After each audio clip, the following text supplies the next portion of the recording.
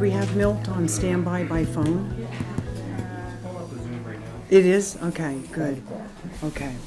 Just, It is 5 o'clock, and in a moment we'll get started. We're waiting for our third selectman to join us by Zoom. We'll get going in just a moment.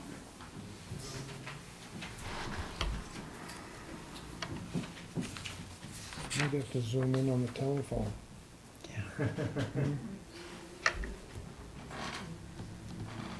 It's just taking that Zoom's never been used, downloaded or whatever. Okay. So it's gonna, Set up Zoom. it's Yeah. gonna find itself. We'll just add minutes to the public once you open it. Yeah.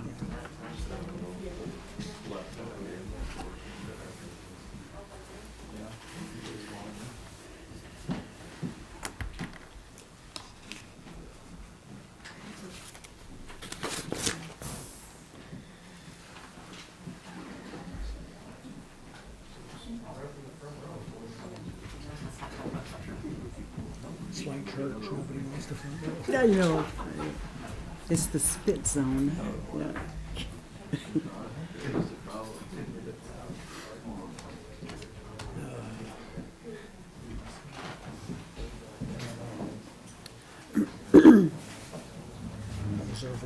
Looks like that's not the right link, that's the link, but you have to have the host information.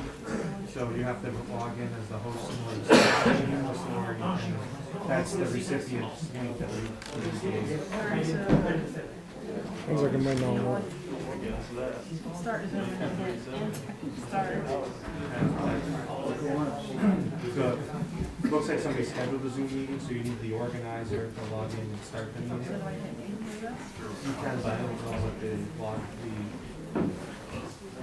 information is. Would that be in my email that I just sent to them? So that would be the first one I sent them, which is still already here. I just forwarded it all to her.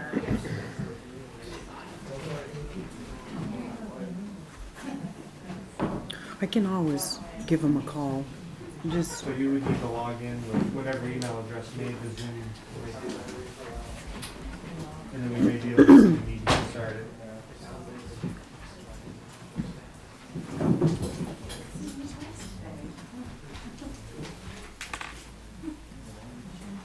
And then down here.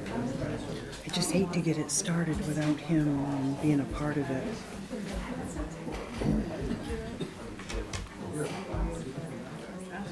Yeah, I mean, we could. I don't know, you know.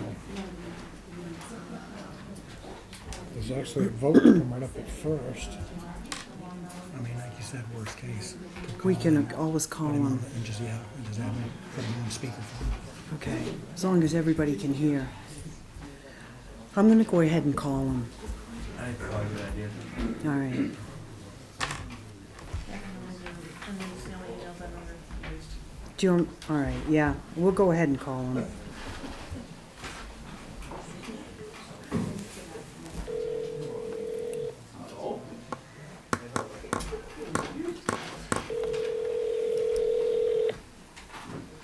Hello. Hey, Milt, we're having some technical difficulties on this end, so we're gonna put you on speaker phone. Okay. Can everyone, we'll need for you to speak up, Milt, so everyone can hear you.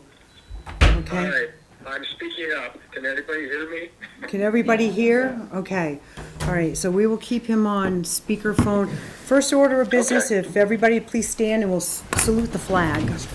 Oh, you know what? Yeah. Oh, I pledge allegiance to the flag of the United States of America and to the republic for which it stands, one nation, under God, indivisible, with liberty and justice for all. So the first order of business we have is a public hearing, and it's for it's actually for the Opera House. Adam Rezick wrote a grant. So this is the purpose of accepting funds from the Shuttered Venue Operators Grant. The short version is SVOG, in the amount of $15,923.42. This would be paying for miscellaneous assorted building improvements. Examples of necessary qualifying expenditures include power washing the building, refinishing the floor and stage, new wired microphones and cables, electrical work for the house lights in the Grand Hall. This hearing is being conducted in accordance with New Hampshire RSA 31:95-B, Section 3. So we'll open it up for discussion. We will go until 5:20. Questions on the grant?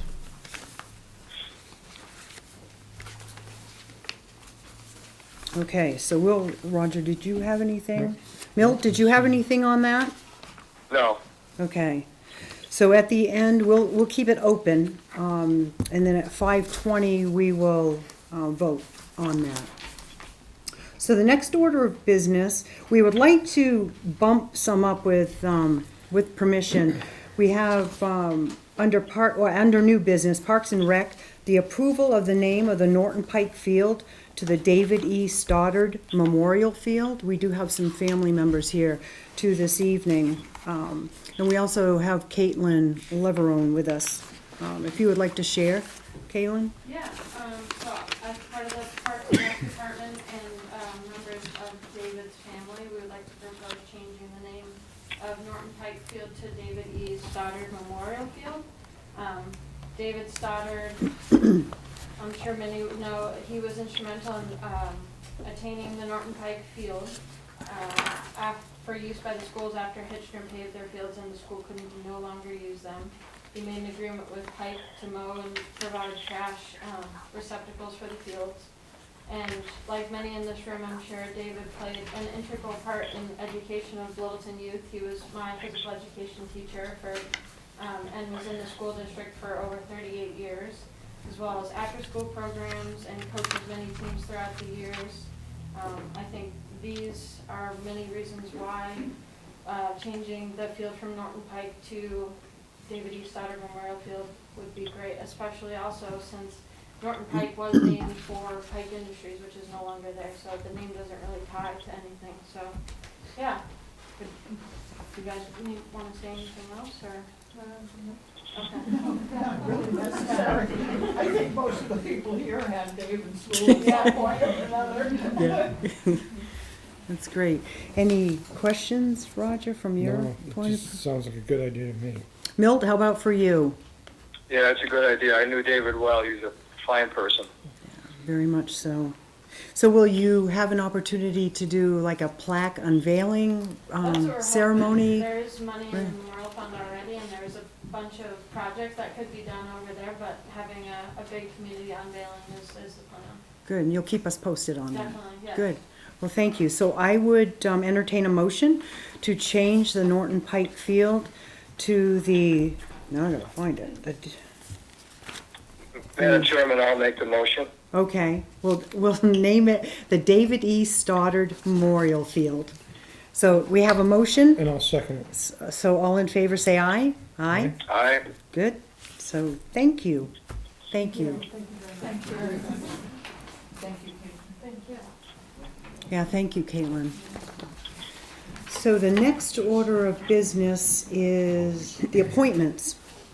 Unfortunately, Judith Dean passed away. She was one of the Littleton Public Library board members, and they would like to appoint Mary Swinier, who has been she was nominated and unanimously approved to fill Judy's vacant seat. So I would entertain a motion to appoint Mary Swinier. I'll make a motion that we appoint Mary Swinier to fill Okay. a vacant board position. Okay, Second the motion. okay, all in favor say aye.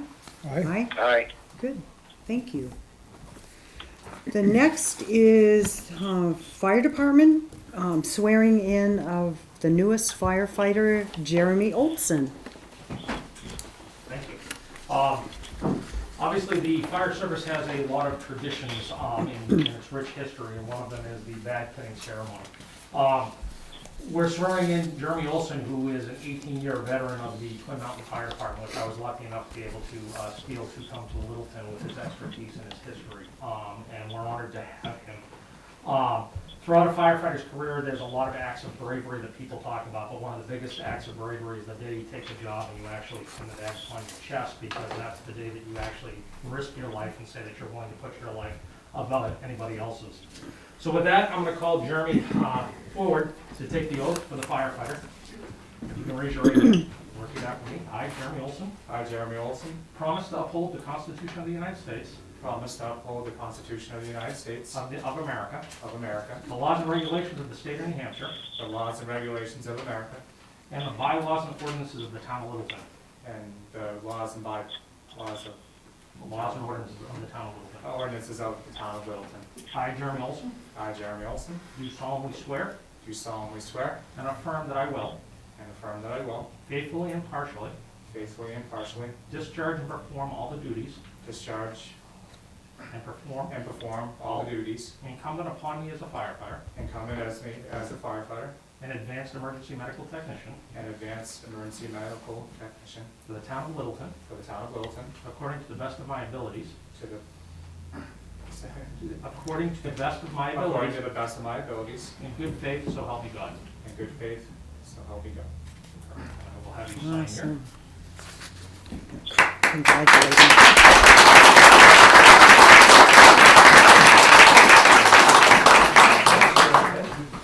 Aaron, if you want to come up and pin the badge upon his chest. Not too deep.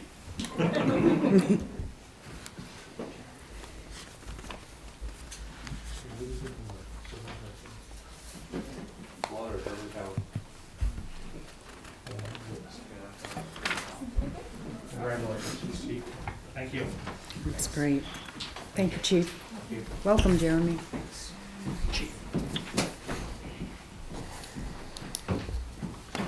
Our next order of business, we're privileged to have Senator Hennessy with us this evening, and she's going to give us an update on some of the state happenings. Welcome. Thank you.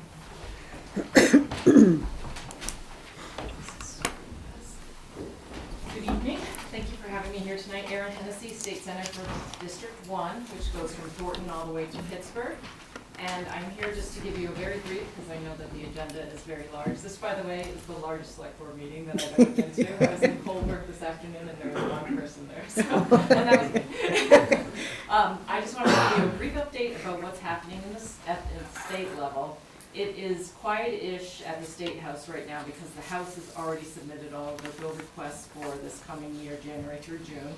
And they submitted just over 800, I believe. The Senate has until Wednesday to file our bills, and I'll be filing several, one of which will be an additional budget-related bill to help towns that have educational needs above and beyond what others may have.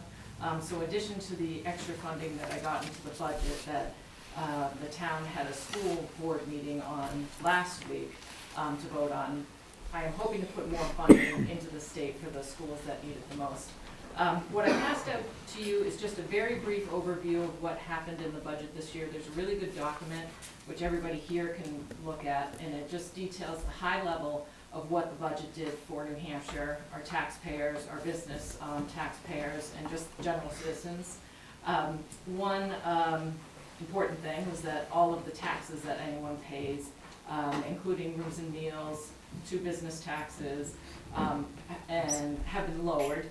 An important thing for the town taxpayers is that instead of paying back about 17% in the rooms and meals tax that the state collects to the municipalities, we'll now be giving back about 30%, which equates to just over, and this is an estimation, it depends on how much people spend here in New Hampshire, about $100,000 additional dollars a year, and the more people spend, the more Littleton will get back, so that's a good thing. One other thing that I'm working on at the State House right now is working with the governor and his office on how the state is spending the approximately $1 billion that we're getting from the federal government. And the fiscal committee just approved on Friday one item I was working on, and that is $50,000 for up to $50,000 for every town or city to reimburse them for any capital equipment costs related to COVID. The details on this are gonna be available soon, hopefully from the Gopher's office, about what equipment that will cover. I'm very excited about this because Littleton can get up to $50,000, of which it's a 10% match, so you have to put up 10%, and the $50,000 will cover 90%. So I'm sure that whatever the details are, Littleton has recently purchased something or will be purchasing something that you'll be able to get $50,000. But every town in my district can earn up to $50,000. And so this is really good for the small towns and the small town taxpayers, because big cities get $50,000, but also the really, really small towns can get $50,000. And I think that's it for my update, so I'm happy to take any questions that you may have. Also, you're always welcome to reach out to me at the State House. My work number is 271-4151, which you have to dial 603 in That's front of right. And then my email address is very long, aaron.hennessy@leg.nh.state.us. Sorry. Excellent. Any questions? Milt, you have any questions for Senator Hennessy? Milt? No, Are- I'm fine, thank you. Okay. Do you have any questions for Senator Hennessy? Do you, Roger? No, we're No, good. okay. Thanks for doing what you're doing. We do want to, well, maybe we could open it up. Maybe somebody here has a question, comment, anything. Franco?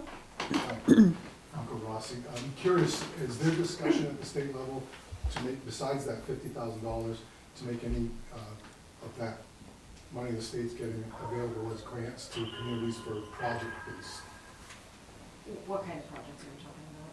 any kind of project Okay. that might be going? Yeah, so we're gonna be putting in, funding for, the, communication type things, so any of the broadband type work that towns are doing, so that'll be the funding, which we already passed the laws to allow the disbursement of the funding. We've put, at least $50 million in, and the fiscal committee may have approved more recently, into water and sewer funds. So, I have a feeling that we're gonna be putting a lot more money into that. So any project that the town is working on, they should definitely apply with DES for funding, because, and I think that I had already reached out, Jim, to you on that, right? On the sewer project that you had. Yes, ma'am. Probably also more. That's great. Thank you for all you're doing, Yes, Senator thanks. Hennessy, and thank you for being here. We'll invite you back. Yes. The next order of business, we'd like to bump up, Karen is with us tonight from NCIC, so we'd like to bump up that from the, under new business. It's a new EDA grant, travel, tourism, and outdoor recreation opportunities.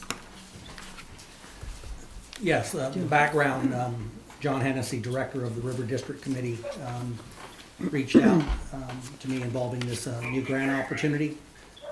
I've asked NCIC, the town's grant contractor, to review the data for what is EDA, travel, tourism, and outdoor recreation. Grants may be sought for between $500,000 and $10 million at a 20% match.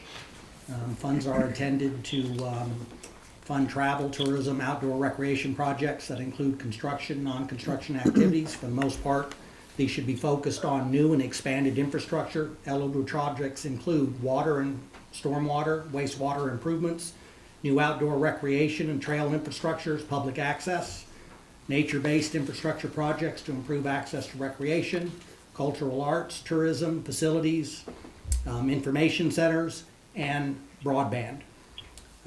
The issue is the town could combine multiple projects to meet the grant objectives.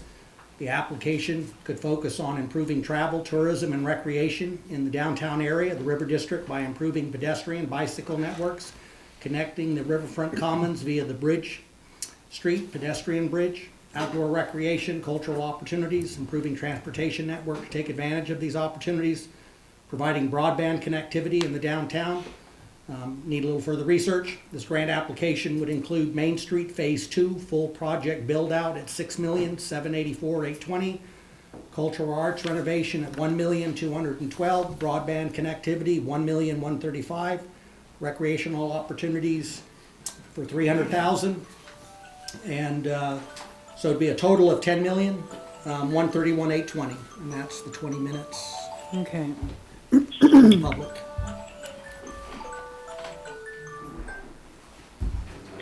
So we can, let's go ahead and close out this This pen? project, yeah. The total project cost of the things being added together is $10,131,820, with the potential of $8,091,250 coming from the EDA. The town could use $1,285,000 of funds already secured as part of the match. We would need to submit 3 additional applications to raise an additional $760,300.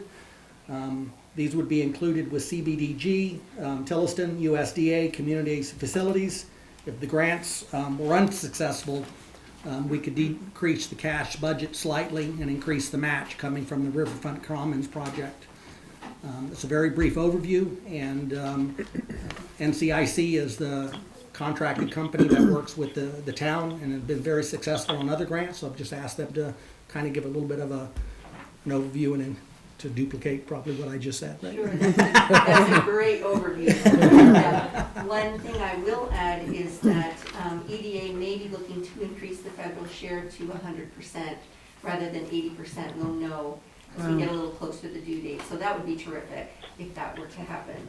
And as you said, we would apply for about 8.1 million to cover these projects and really have an opportunity to integrate all the great work that you're doing in these projects and have a complete build out between your Main Street, your cultural projects, as well as your recreation projects. So we see this particular grant as a great unifying force to move these projects forward.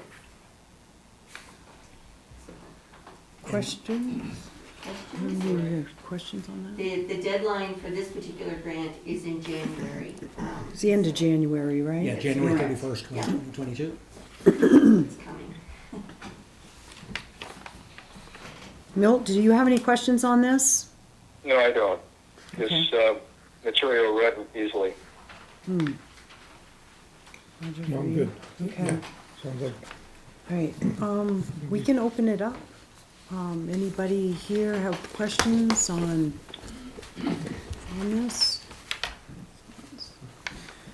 I would entertain a motion then to authorize staff with NCIC to apply for the new EDA grant for travel, tourism, and outdoor recreation opportunities. I would make a motion to approve filling out this application and going forward. Okay, no second? second, all in favor say aye. Aye. Aye. Good.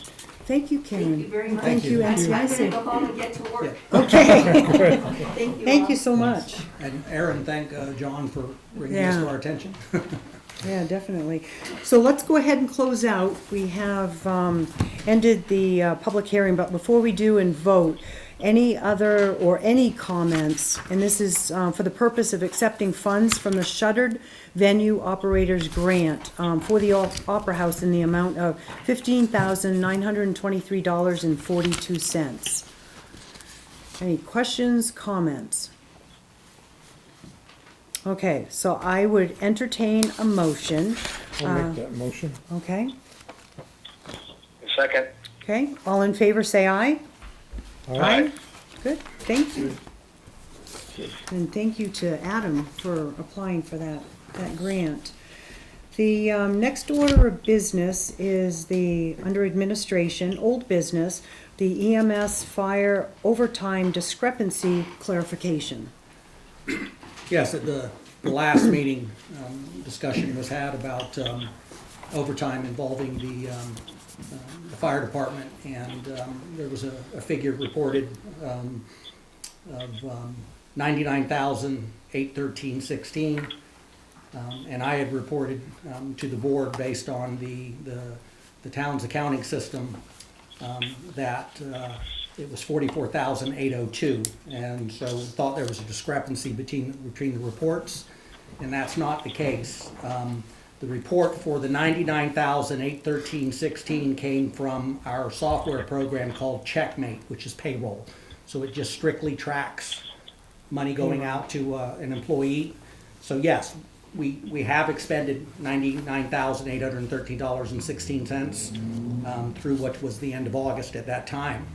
What didn't show in Checkmate, but shows in the accounting system, and why the number I've reported to you is different, is that the town did receive $55,092.16. That was funded by Department of Health. Human Services? Yeah, Human Services.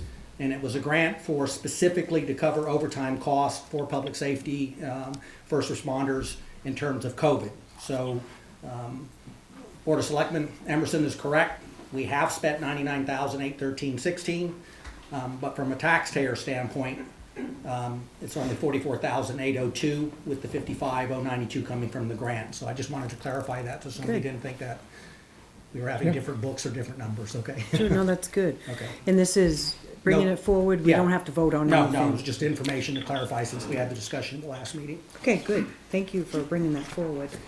Appreciate that.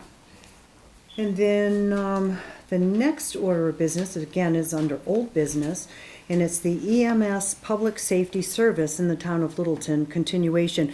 Before we do that, though, I really want to give a big shout out to the fire department and the EMS team for, and unfortunately I couldn't make it Saturday, but the Hopkinton Rescue Squad was here and donated just an amazing amount of items, and it's heartwarming. And I wish maybe I could give you a little bit here. It says, the decision of where our vehicle, this is from the Hopkinton Rescue Squad, which is also known as 60X-3, and officially X-3. The decision of where our vehicles and equipment should go was not taken lightly or made overnight. It was done with great research and care. Again, we are forever grateful to all those who supported us over the years. This is, again, the rescue squad speaking. Please remember, as you are visiting New Hampshire's North Country, as we know many of you regularly do, that these resources are now there for you and your family should you need them, which of course we hope you will not. We were treated like family, and this was Saturday, they're talking about that, this team. We were treated like family today in Littleton, and we will visit them again. These men were amazed and beyond grateful for this gift. It was like seeing kids on Christmas morning. They all know they are now properly outfitted to do their jobs. They are keeping our logo design in honor of the squad, which is awesome. They are also creating a wall to display our history, awards, antique gear, and trophies so that it is never forgotten. We are so glad that all that has been created will not be going to waste and will continue for decades to come. Our hearts are full, and then they sign it 60X-3, signing off. So what a wonderful gift from Hopkinton, and thank you guys for making them feel extremely welcome. I mean, there's more to it, so it's available if you want to see all the items that they gave. So very appreciative of that.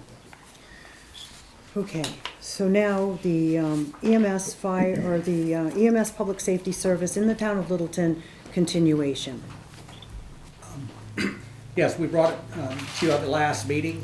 The only changes I have for you, because again, it's informational item, is did update the brief spreadsheet to include September's figures. Oh, so good. We brought it current, and also attached to that spreadsheet are some additional letters of support that the town received from Bethlehem Fire Department, River Glen Independent Assisted Living, Town of Lisbon Fire Department, and Littleton Regional Healthcare, and there might have been another one or two in the agenda packet prior already of support that had come in.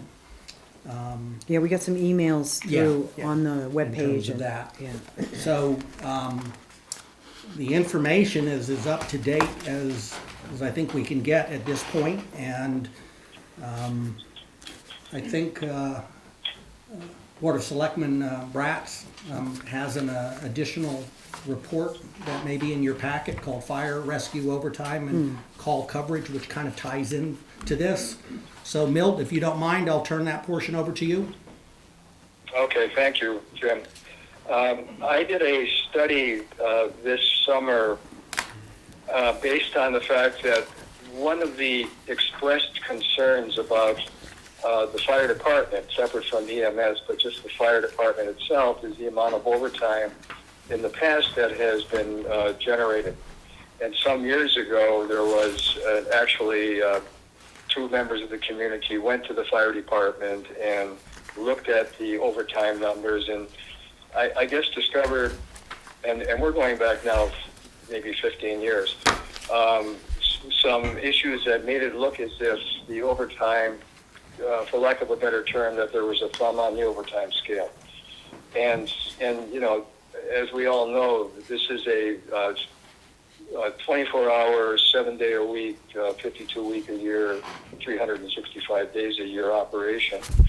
So it's a complex model of staffing, and it's a little bit different than almost any other business here in the town, other than perhaps the hospital as well. So the issue here of overtime is what I looked at. And I went online and I looked at the New Hampshire EMS unit directory that's posted on the internet. And there are basically 289 fire districts in New Hampshire that have EMS services.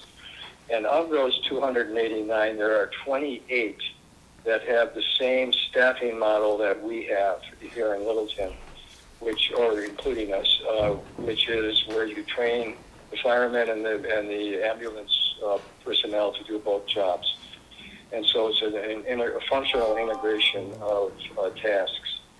And I looked at those 28 and I tried to derive information in two categories. One being the size of the overtime budget to the main fire budget, and number two, the number of calls that they were receiving within a year.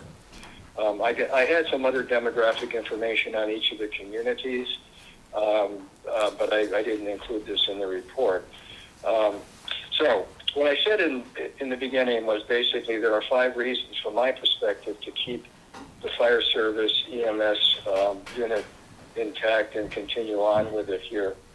And I won't read this verbatim, but I'll just say very quickly, a town-owned fire rescue department has control over hiring, training, retention, operational costs, equipment maintenance, and private market competitive related cost increases. And by that last one, I mean the transfers between hospitals. This is where ambulance services make their money, because they know how to staff the vehicle, because they know what's being carried in the vehicle. Number 2, a well-trained, experienced fire rescue department may be an important consideration for potential relocating businesses and relocating home buyers, as well as potential or municipal insurance underwriters and property value assessors. And number 3, a well-managed fire rescue department can more efficiently integrate staff coverage for both major functions, that given the expanded breadth of identical training possessed by line firefighters. And number 4, and this one I know I brought up before, and I even put a letter to the editor at one point some months ago, avoiding the private marketplace contractual cost increases reflected in renewals based in part on not securing the desired number of hospital-to-hospital transfers in the private marketplace. So private ambulance services this is a very competitive market for transfers. This is where a hospital calls and they say, we need to transfer Mr. Jones to another hospital or another service facility, and he has this problem. And so, again, like I mentioned before, the staffing can be specific to what's being carried, and that's where they make a lot of money, Medicare, Medicaid, and private insurance coverage. And that's clearly where they're looking for most of their activity. The reality is we're too small of an area for having a lot of transfers, like in downtown Manhattan or Chicago. So most ambulance services also contract with towns to supplement their revenue, which is a good thing. But partly what they charge us is based on how well they're doing in the private sector with the transfers. And that's not a criticism, that's just the reality of how these services operate. And number 5, in recent years, widely documented reluctance on the part of many employers nationwide to hire or retain employees who have on-call obligations in their communities, resulting in recruitment difficulties for volunteer departments. That's just a nationwide problem these days. I also listed 4 reasons against continuation. The first one is full-time staffed fire rescue is somewhat more expensive to local taxpayers than an on-call volunteer fire department with a contracted ambulance service. Number 2, expansion of local government services denies a private sector competitive bidding process to provide the service. Number 3, expansion of fire department personnel allows for the addition of another union bargaining unit. And number 4, revenue gain derived from hospital requested transfers will never cover the full cost of fire rescue operations. As I mentioned before, given the dearth of viable opportunities available in these sparsely populated rural areas. So what I did is that I picked out these 28 units and I identified all 28 of them. The one with the largest population was Concord. The one with the most income was Rye. And there were a number of them that were very close to Littleton in terms of size. And I looked at those, and what we again looked at was the total fire budget and the percentage of overtime to the total fire budget, and also the volume of actual calls, and then what the average costs are. So I went online, and over the month of August, I pulled out as much information as I could from each of the fire departments that are posted online. Of those, I got 19 departments with the information I was looking for.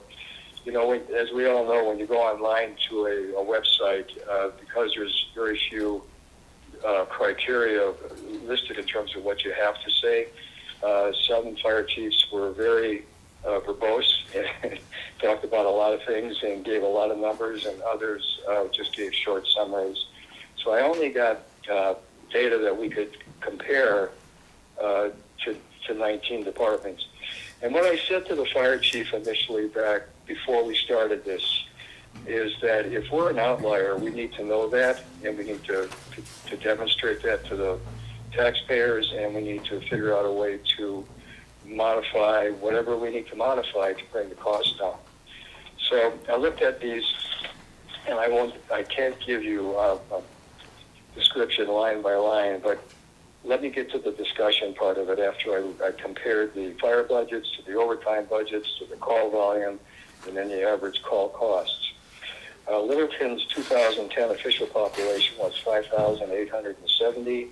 Among the other 18 towns with similar staffed departments listed above, 4 have similarly sized populations. Hopkinton with 5,761, Wolfboro with 6,269, Peterborough with 6,688, and Effingham at 7,036.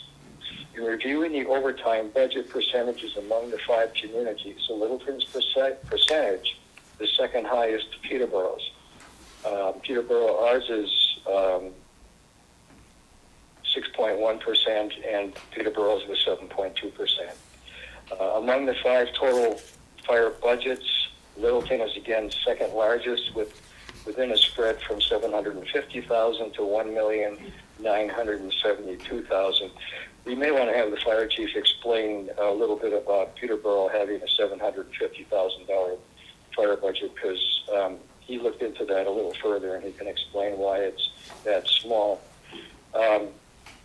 The largest budget of all was $14,623,000.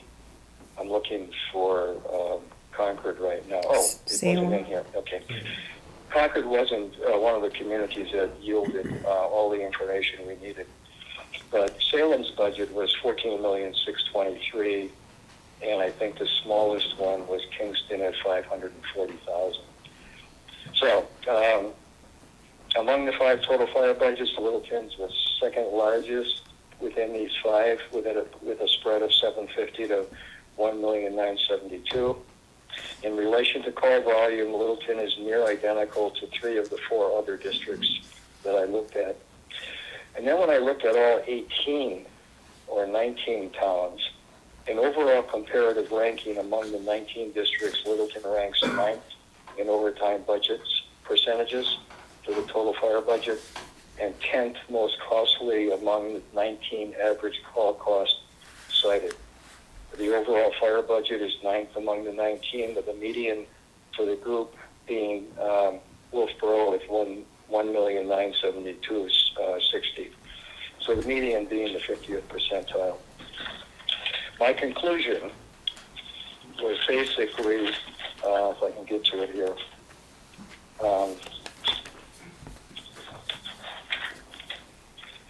overtime occurs in all businesses, private for profit and public nonprofit, and is compounded in terms of planning complexity in 24/7, 365 operations from both costs and manpower perspectives. In reviewing the above data comparisons, Littleton is not an outlier, using Webster's definition, an appreciable distance from in any of the 5 categories measured among the 4 districts with comparable populations, or more broadly among the 18 total other districts cited in this report. Although somewhat more costly than what existed here in years past, a firefighter-only staffing with additional contracted private ambulance services, the size of the delta here in terms of the Littleton's additional costs doesn't warrant discontinuance of this service to the municipality for the reasons stated initially in the introduction section. That being said, future budgets beyond the most recent 2021 startup budget must acknowledge taxpayer concerns and miserably reflect significant fiscal constraint regarding any proposed spending increases. So that was basically my report, Madam Chairman.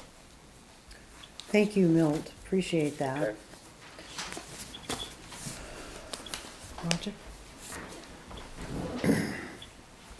I guess one of the problems that I'm seeing is trying to get a total cost on what this service is costing us. And it seems to be a problem every time we bring it up. I got a new sheet just a little bit ago on the startup cost. The new ambulance at $260,000. So the warrant article was for $380,000. There's $120,000 worth of equipment that went into that ambulance that's not on the startup cost. So to get the true figures for a pilot program for us to make a decision, we really need to have all the numbers. And I'm just not seeing it. I mean, don't get me wrong, I don't want Littleton to be without an ambulance service, that's for sure, because that's one of the top priorities. But I think we can do better. And can we do better with the crew that we have? One of our best run departments in Littleton, as far as I can see, is Water and Light, which is run by 3 commissioners. So if we could extend the pilot program for another 13 months, give us 30 days to come up with 3 commissioners to oversee this, then give them a year to find out what the problem is, and come back to us and try to make a decision then. That's what I'm looking at, and I'm just throwing it out there because it is a tough decision, but when I'm seeing the numbers that I'm seeing, and I know that you can't bill out, you can't collect everything that you bill out, but when it's in the 600,000 range that you can't collect, if we had a private ambulance service in here, that would be their problem, not the taxpayers in Littleton. And that's one of the things I'm seeing, because I have to answer to the people when they ask me, where's my 600,000? It's not an easy answer that I have to give them. So I would just like to see the numbers get better. I don't want to give up on what we have, but somehow we have to have an oversight on what's going on. I guess my question as chief would be the numbers that you referred to. I have a budget of $687,000, which spells out the lease payment for the ambulances, the equipment, personnel costs, overtime, everything that's affiliated with the ambulance. And that's the number that I go off of. I wasn't here, I wasn't chief when the warrant article was done for Yeah. $380,000, but I do have a line item for $90,000 that pays for all that, that's in my EMS budget. And I guess that's the number that I would go with, is looking at that number to attribute everything that I use for fuel, for vehicle maintenance, for uniforms, retirement, the whole 9 yards. It's all there in that $687,000 that it costs us. So looking at that as the cost, I guess that's where I kind of defend my numbers coming from a budgetary standpoint. So I'm just wondering if, you know, it's got to be separated out somehow so that when somebody comes in to work on the ambulance service, they punch in on a time card that says ambulance on it. Other than that, we don't know a way to tell the true numbers what it costs to run this thing. And is that the reason that you guys only have 14% left on your budget for this year? For the fire budget? Yeah, because stuff's getting shifted over that way? No, I believe that that's going to be a clerical error between, if you will, and I'm going to go back to last year with finance and for this year with the budget that we have that myself and Lori Belozovich kind of took over. The budget that's on EMS has got, I think, 53% left in it. And I think some of the salary lines have been moved so that there's only 3 people attributed to EMS, is what I was informed when I came in. But it looks like there's probably 5 positions that are in the EMS budget. And I think that that's part of the reason why. Because most of the line items for everything else in the fire budget fall in line where they're supposed to be. It's the actually salary line items that are off.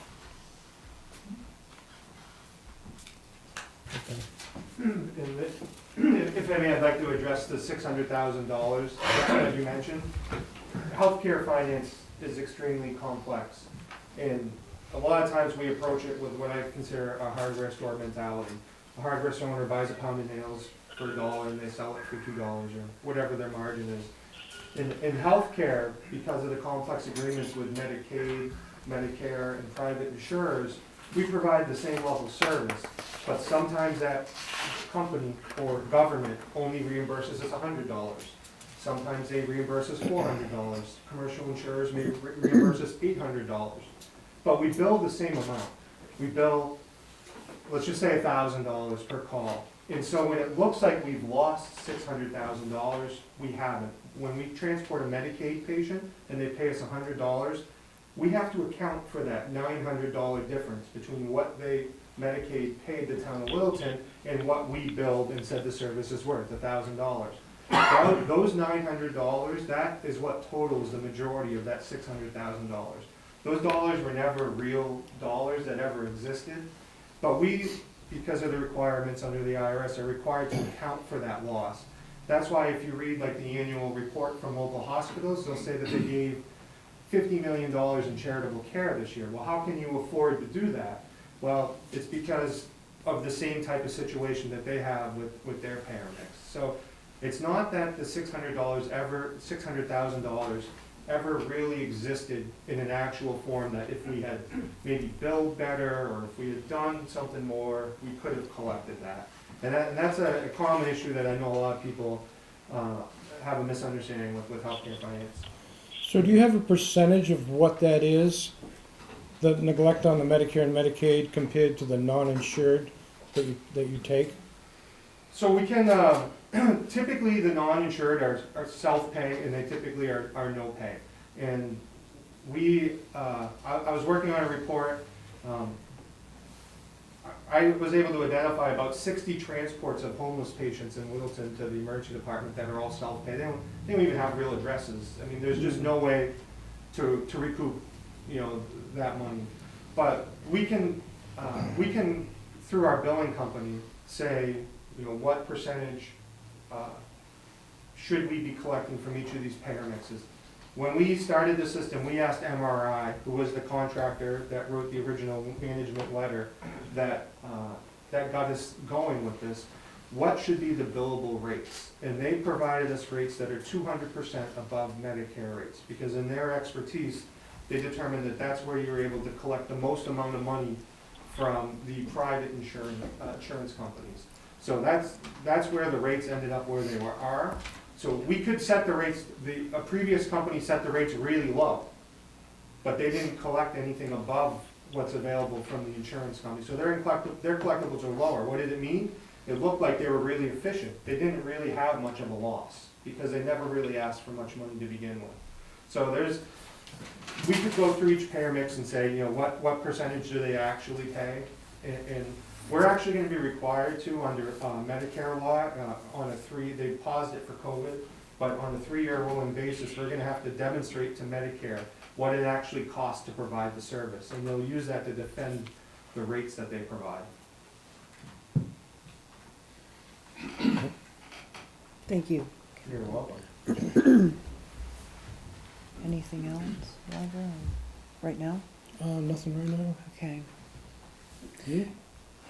One of the things when we first, in Franco's here in the room too, 2 years ago, when we were, actually 2.5 years ago now, when we were presented this, I mean, obviously we had a lot of questions, and 2 of us were in favor of the EMS in-house, and 1 of us wasn't, as a selectman. And over the last couple of years, we've had some questions answered, and I think from a very personal standpoint, I would want to know more what the taxpayer really wants versus trying to figure out, are we going to make money or are we not? So our thought when we were first discussing it, is it possible to even make this at net zero? So not making any money, but we're not losing any money. So that would actually be utopia, net zero. So we discussed that. But realistically, I mean, is it possible? Maybe. So one of the questions that I have, and I know Chief brought it up before, that if he knew for sure that the EMS program was going to continue, that there are other revenue streams, and that we've got other towns that are saying, hey, let me get in on this. Let me be a part of this. But we don't want to be a part of it if it's not going to be a sure thing. So I guess that would be one thing. Roger had brought up too, having, and I'd be okay with this too, having an oversight commission. We did have that initially. That was presented to us that yes, we need a EMS, and so I would be okay with that, where we set up a commission that maybe reported to us, Board of Selectmen, every month. You know, and I, being an entrepreneur myself, starting a business, I also know it can take up to 5 years to really, you know, get some teeth or tread into something. Right now, healthcare is such a big issue. I also feel personally that because of the COVID blip, are we really giving the program a fair shake too? And I think that if we didn't have that, I call it a disruption, but if we didn't have that, would we have more of a truer picture as well? So I so appreciate Roger's looking at the numbers. I mean, he's the mechanical aspect of it, the numbers, we appreciate that. And I think it's important, because if we all thought the same, then 2 of us would not be, 2 of us might as well leave. So I appreciate all that. I've talked to several people, had a few calls at home today too, that said, please don't get rid of the EMS service. Please don't do it. And they shared certain stories about, you know, my grandmother, there was a call and they were right there. They were very supportive, and the very responsive. Not that an outside team wouldn't do that, but our guys, our team, certainly are, they're exceptional. And I can share on a personal level that we've had to use the services for my dad. So, and the level of care, the level of respect, the level of professionalism, and it's just over the top, and very appreciative of that. And I know a lot of it has to do with the chief's leadership. He would not have control necessarily if we brought in if we contracted another ambulance service. It's an option, but I don't think chief would necessarily have that control. So and see the response is, we couldn't have paid to have that happen, right? So it's, So he dialed in 911. yeah. So I guess that's my thought. I am side by side with Roger on the expenses. We don't want to burden the taxpayers. I mean, we have a fiduciary responsibility to make sure that the taxpayers aren't burdened. And I think, on one hand, the senior citizens, they're concerned about their tax rates going up, but they're also probably the majority that will be the ones that will benefit from having an in-house service as well. So those are some of my thoughts, and probably because I was in on the ground level, I understand the sensitivity of this. And one of the things that I would throw out there is the fire chief. All those things you said are correct. It's like having that control over the quality and care and stuff is that's obviously, I want to make sure that the citizens and visitors here in Littleton get the best care possible.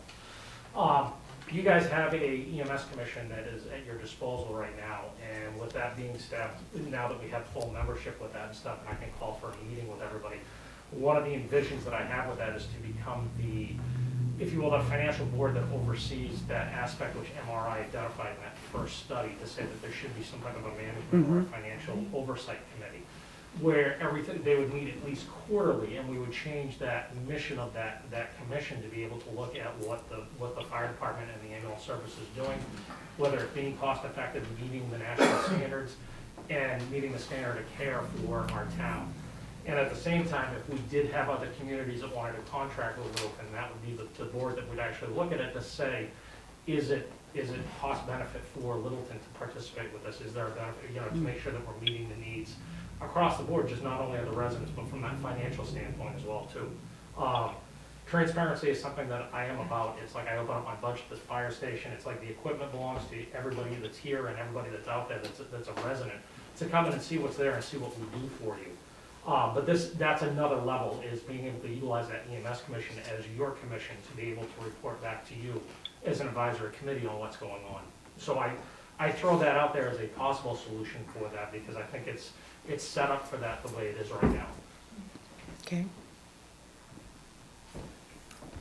How many Franco? firefighters are on the committee? I believe 3. I believe The there's select board just appointed another firefighter. So we have a representative from the call company, a Yep. representative from the full-time staff, Yep. and then the community representative just appointed by the board is a Correct. firefighter as well. We have somebody from the budget committee too, correct, Diane? Yeah, I don't know Okay. who that is yet, but I know that's been. I think she's the Yeah. chair. chairman. Oh, Yeah. yeah. Did you want to follow up with that as far as asking? I just don't know if in-house people are the correct people to give us the answers on what's going on. I mean, it should be 3 or 4 prominent business people in Littleton that know what's going on, rather than somebody in-house trying to tell us what's going on. No, it's like the Water and Light Commission. They're not water and light people, they're independent. Let's look at this and see if it's working or not. Okay.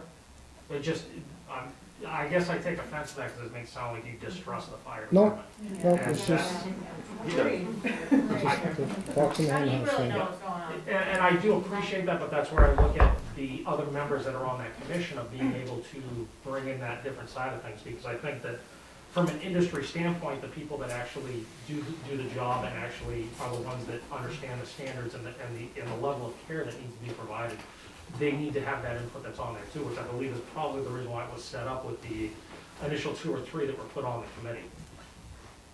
But we can review that as well and kind of, and look at. Can I get a list of the committee? Absolutely. They're all appointed by the select board. It's a committee of the select board. The other thing I'd mention as part of the committee, or the commission rather, is it includes representatives from Easton and Sugar Hill, whom with Littleton has business contracts with for this service. So that they have some representation and insight into how the operations are being run that may affect their community as well. Are there bylaws to that, where any of the bylaws established as far as how many can be on Not that this I'm committee? aware of. I've kind of looked through to see if I could find like a mission statement or Okay. something that was guiding what they were doing. And I didn't find anything, and that's where I kind of came up with the idea of making them into that business, if you will, segment of it, to be able to look at the finances and the structure and what's going on. There was a vote by the select board on creating the committee, who was actually on it, so it's in the minutes. Yeah, okay. Previously. Yeah, Okay. it's a commission of the board, of the select board. Correct. And the closest thing you'll find to a mission statement is the MRI management letter, which recommended the creation of this EMS commission to help provide some of that guidance you talk about, Roger. You know, from the community, from all aspects. So all voices are being heard to try to build the best system possible. Yeah, because I hear what you're saying. You want somebody on there that is more financially savvy, maybe, or can look at the numbers and then, Try to figure out where we can make improvements and cut the cost just a little bit for the taxpayers. Franco, you had your hand up earlier? Yeah, thank you. I got a couple of comments based on what I've been hearing, but I got one question. Did you say that there are already members from, did you say Easton and that are on the commission? Easton and Sugar Hill have a representative on the commission right now. Yeah. Just curious about that, I didn't know that. I just have a few comments to make. I appreciate the Milt's review and report and Roger's concerns. I was elbows deep in this when we started this, because it was thrust upon us on short notice. You make the comment that the billing shortfalls become the private ambulance company's problem. No, they don't. We've proven that because they just turn around and raise our prices, even though we're under contract. Someone's gonna have that problem. And my concern with the collection issue, it's a dangerous number out there for the public to have because it's completely arbitrary. If you wanna cut the shortfall, just cut your rates. Because the total billings would be lower and you'd have your revenues, and then it would look like you didn't get less money. It means nothing. What really matters is what is the revenue, Right. not what was billed. And early on, we put together a framework of a plan that I was confident could make, as other ambulance services do, town-related ambulance services do, make it a revenue generator for the town. That's not reasonable in that pilot program because we knew that what that hinges on is transfers, and in that pilot program, it just wasn't able to do that. I think the last thing the town should be considering is cutting that. What you really should be considering is expanding it so we can capture that revenue. I know it requires investment, but we've got all kinds of ARPA money coming down the pipe now. Maybe that's how we do it. You get that investment, doesn't cost us a dime, and now you're collecting that revenue. Because the numbers, one issue I take with what Milt said was that there's not enough transfers to cover the costs. I don't think that's a true statement, unless something changed significantly in the last 2.5 years. I don't know, I haven't been involved. But at the time, I can't get into a lot of the details, but there was a path to net revenue gain, not just net zero. We just knew it couldn't be in the pilot program. The pilot program was to see if it was viable. Could we implement something that quick? Could we get it up and running? Could we provide the service? I think everybody agrees I don't know anybody who says that the emergency services are worse than what we were getting from the private company. Everybody thinks they're not just better, but significantly better. Anybody that I've talked to. Yeah. So I don't think we have a cost problem. I think the commission is great, I think it should be, I think there should be private citizenry, at least as much on that commission as there are internal people.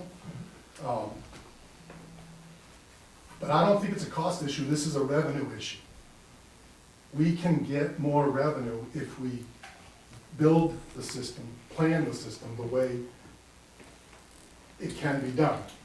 Or it could at least 2.5 years ago. Please don't take a step back and go backwards. We can make this actually a revenue gain with the service that's significantly improved.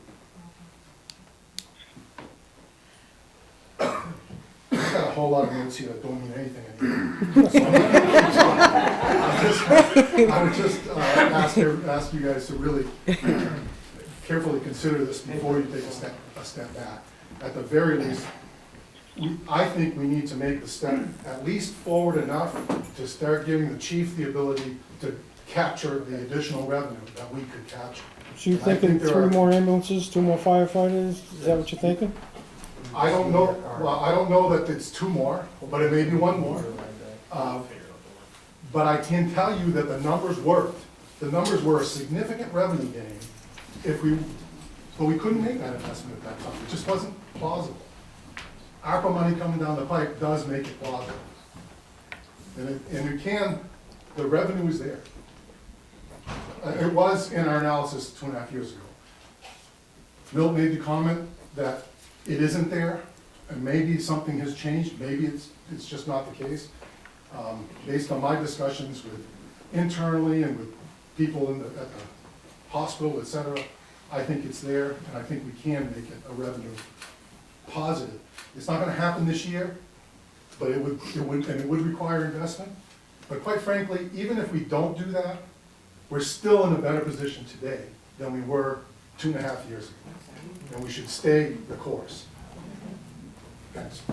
You were gonna say something? No. No, so, Rudy, you had your hand up? Yeah, sure. Because what I did see over here, it's too much disparity between the fire department and the taxpayer Littleton, which the taxpayer Littleton, it's represented by the selectmen, special workers. $600,000, it's a lot of money. And the people from Littleton, the taxpayer, they can afford that. And for me, what I see, it's like when they have an in-house meeting, okay, they should invite at least 3 people from the town that they got nothing to do with the fire department or with the town, just to see where this money is spent. At least, when they come to you or they come into the meeting, they can explain it to the people where this money goes and stuff like that. In a way, the Rogers say, to get it, somebody else, nobody complain about the work that they do. Nobody.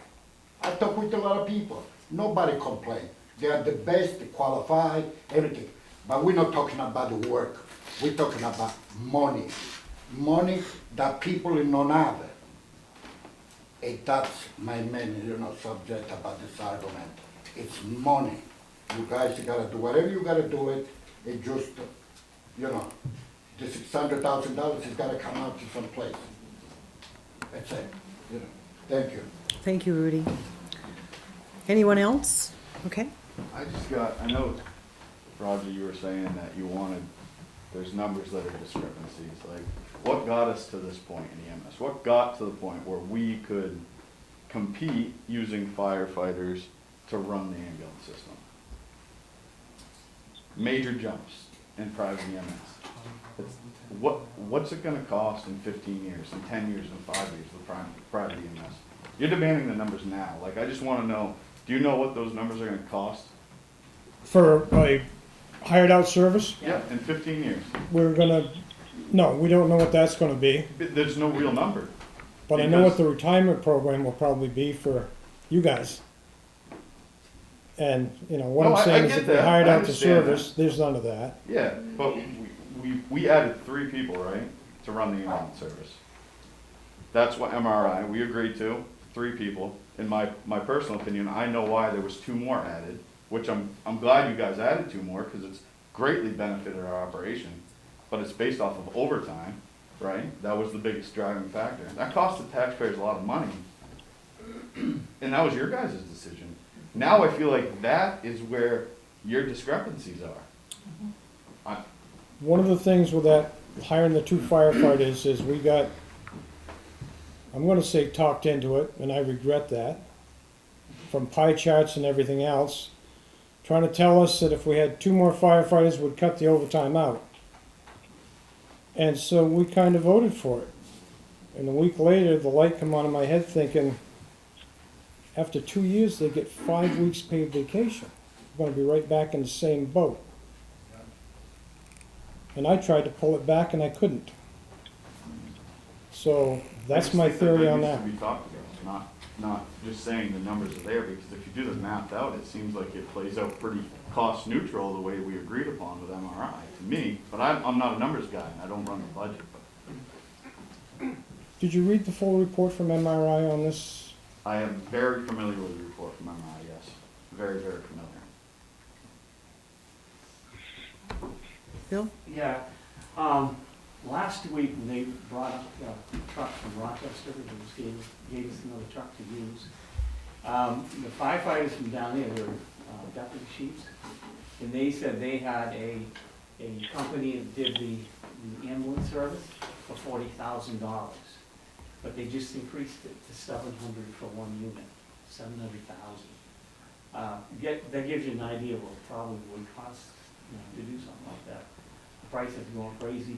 Manchester's going their own ambulance. Everybody is, because the independent guys got to make money, right? And so how do they charge? They put the price up, and they hold a gun to your head.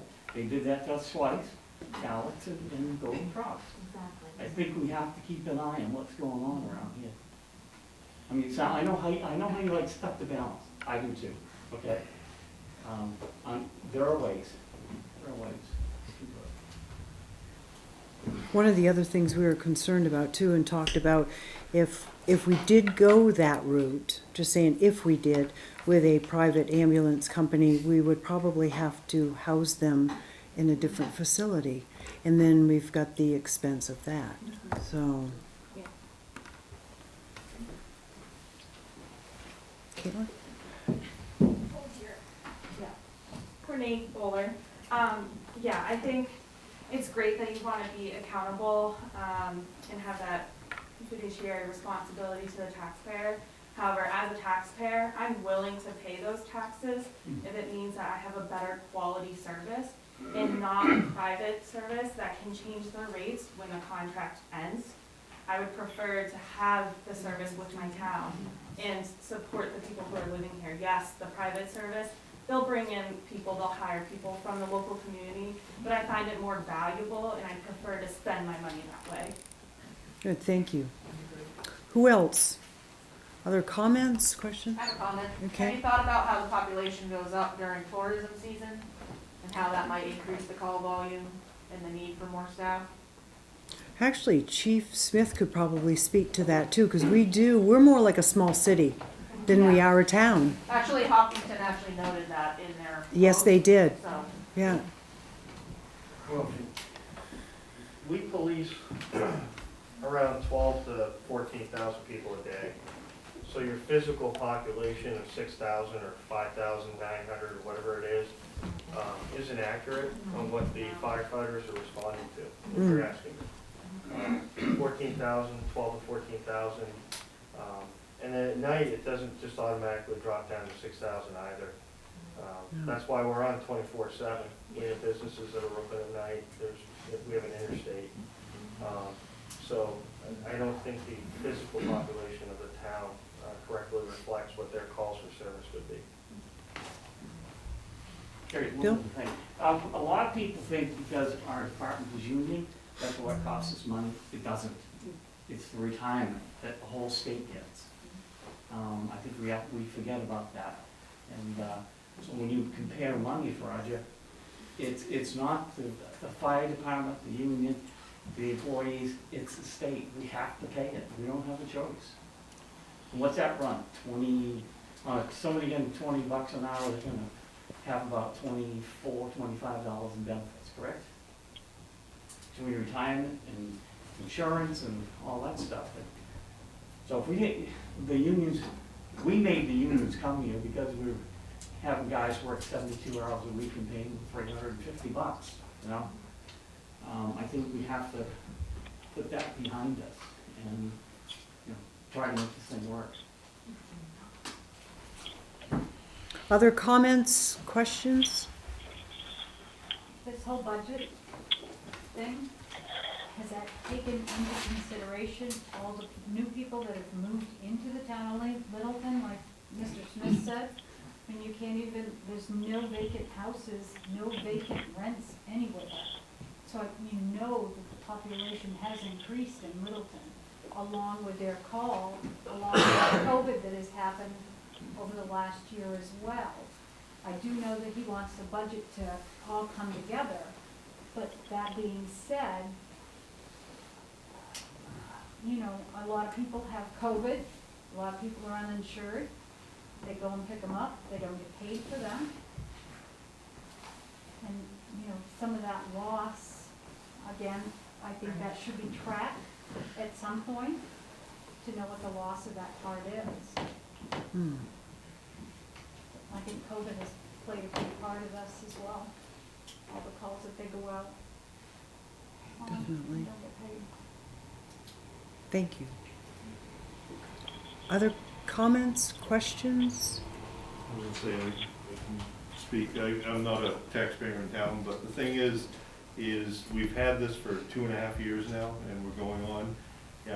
There's not gonna be a big jump in your taxes. You're not gonna get a huge triple of our budget next year. You know what our budget is, you know what it's doing.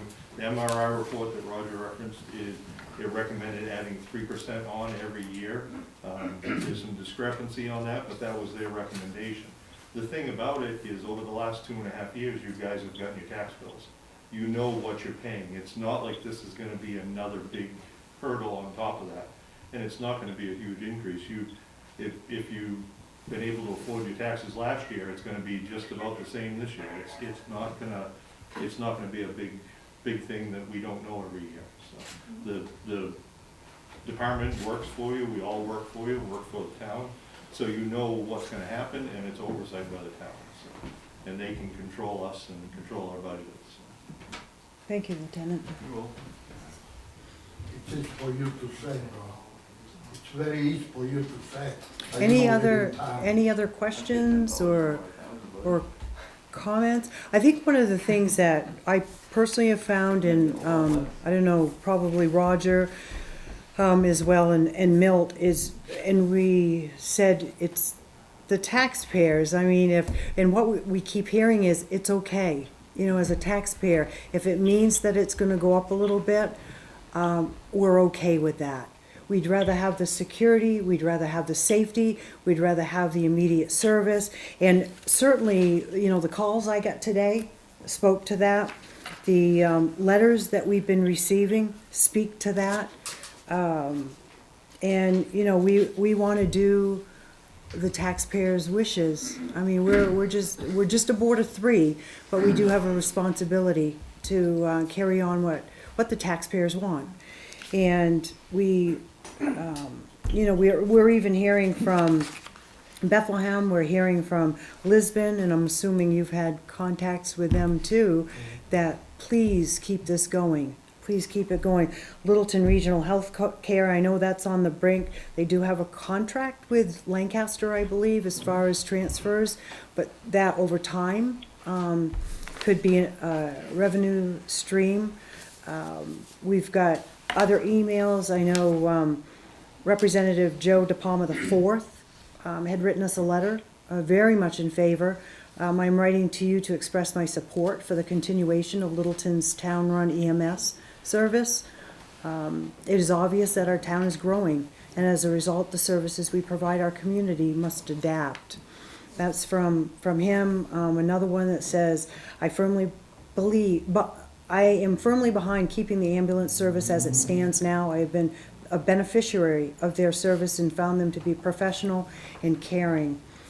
That's what's coming in, and that's what we're hearing. Yeah, I mean, there's no doubt that we're getting a good service. So are we willing, as far as the collaboration part? Oh, sorry. Bunny. Really is just sitting here as a citizen. If it ain't broke, don't fix it. We've had this COVID mess. You can see the panic in the room. Everybody's masked. Oh my God. Leave it as it is till we get through the COVID mess. Have your oversight. Then come back and say, well, it's going to cost you $300 a year to do this. We've got an EMS service that works. They know Littleton. They're not riding around in their cute little trucks trying to find railroad speed, you know? And that's what we were running into. You call, they come. And we've had, all of us have had experience. They're professional, and not only take care of the patient, they take care of the patient's family. And, you know, right now, leave it, oversight it, go on.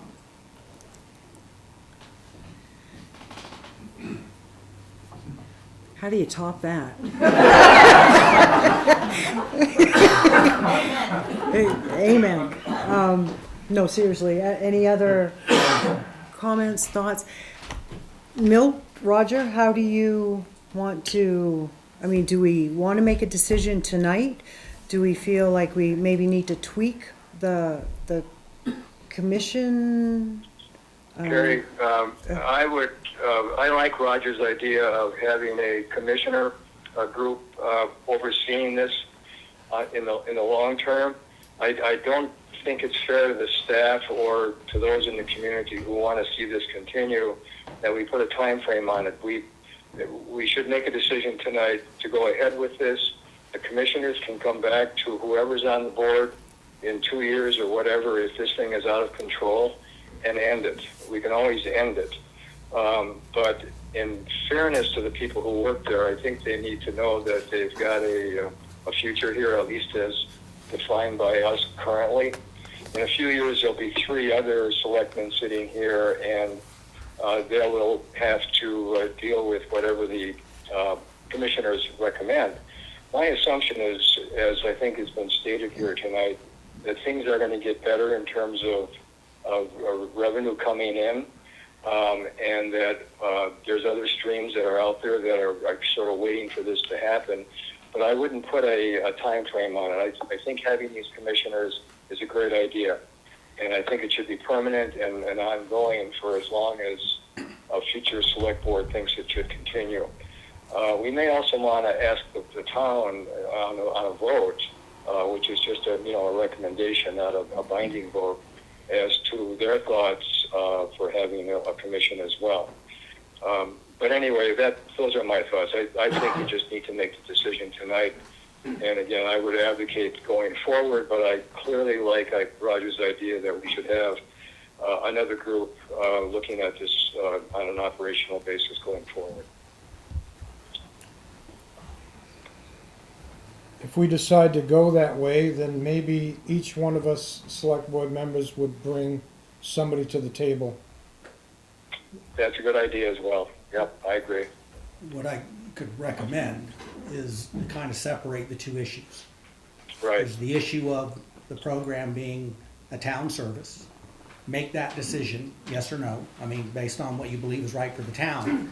If you make that decision to keep it in, that commission that was set up can totally be reworked and revamped to be exactly just like your budget committee or other committees where there are specific goals and objectives, and working with the chief, I mean, can come out with so that you feel better about that committee being represented. So they can be 2 separate issues, meaning you don't have to make the decision tonight on defining that commission. I think it's real clear what they're looking for is some added oversight and accountability. And so we've got opportunity to develop that.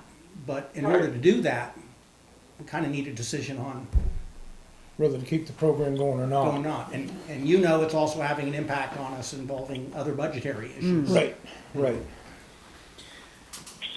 But to not put a timeline on it, how far do you kick the can down the road?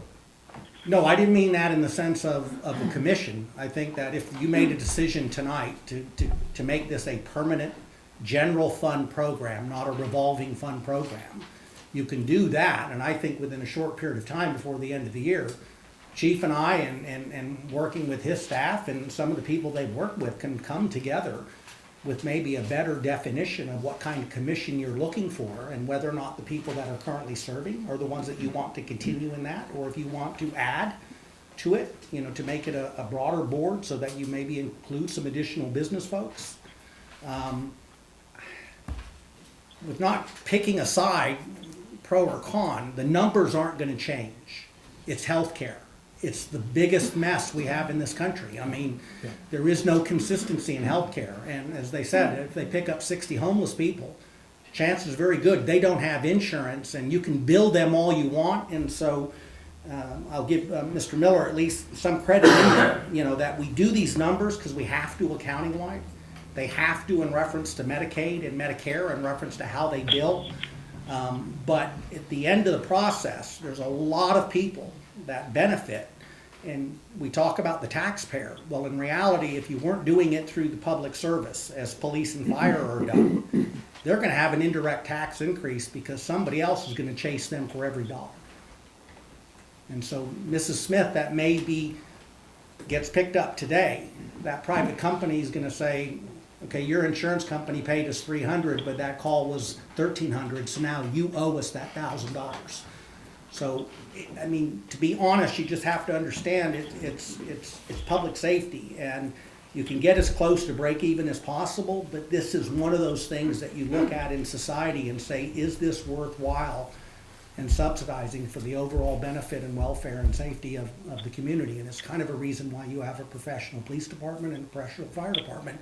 We don't ask them to justify how much money they brought in at the end of the day. And again, I'm not putting in a spot, you know, it's just trying in the sense that there's not going to be a point where you're going to get a certain month in a report that says, aha, this is giving me the dollars that I need. I mean, it's a tough decision, and I get that. But in the long-term aspect as a town manager and trying to budget and account for what you're looking for and working with the chief, it would make our jobs more efficient, not easier, more efficient to have it incorporated into the general fund.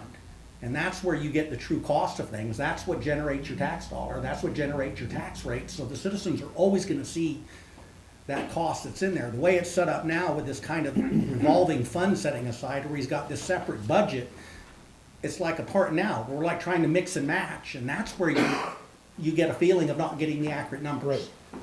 And I think if you incorporated it and then said, okay, now let's take a look how we want to revisit that commission, that may be a win-win for the whole board, in the sense that, okay, we've made a commitment to public safety, but now let's make sure that we put a board in place that gives us that accountability.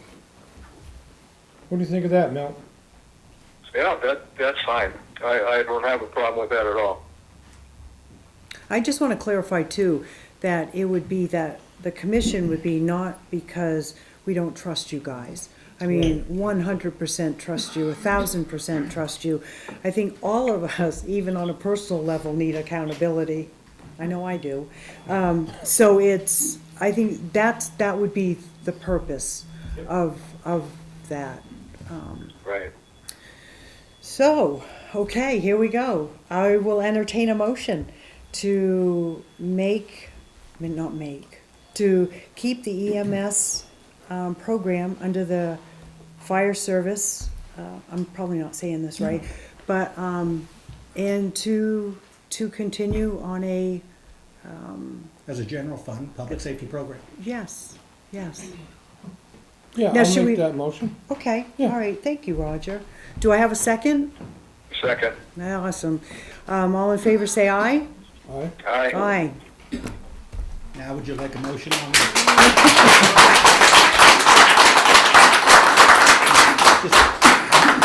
a motion on coming back with you with some ideas on the revamp commission? We should put that in the, do you want to Yes. make that motion too? as far as the commission? Yep, I'll make that motion. So we've got to be careful, though, on the wording of it. Is it a commission or a committee? Well, that's partly what your decision will be. Okay. We'll bring you All back. We'll bring you back ideas for you guys to be able to choose how you guys want that. Okay. Maybe look at some other communities and whatever and let you choose so you know how much of All a right. role so that they're always answerable to you. Okay, all right. Lou? If it's a commission, could you let us know who will be responsible for the mission statement, the vision, duties and responsibilities?